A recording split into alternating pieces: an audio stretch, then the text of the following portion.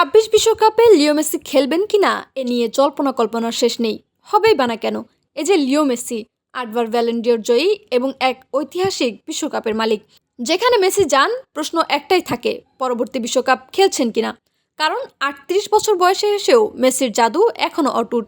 Inter মায়ামিতে তার খেলা মুগ্ধ করেছে ফুটবল প্রেমীদের। সম্প্রতি এক সাক্ষাৎকারে মেসি বলেছেন, আমি প্রতিদিন উপভোগ করছি, শরীর যদি সঙ্গ দেয় আমি খেলতে চাই। তবে ২০২৬ বিশ্বকাপ নিয়ে স্পষ্ট কোনো ইঙ্গিত দেননি তিনি।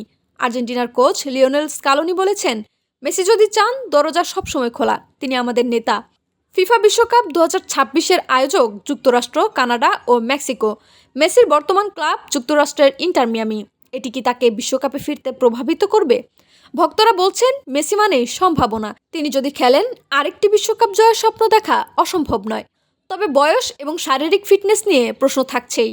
ফুটবল বিশ্লেষকরা বলছেন, মেসির অভিজ্ঞতা ও দক্ষতা তাকে এখনও অপ্রতিরোধ্য করে রেখেছে।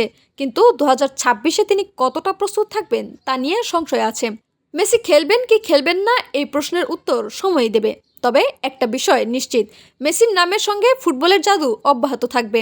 ভক্তরা অপেক্ষায় আছেন আরেকবার মেসির ম্যাজিক দেখার।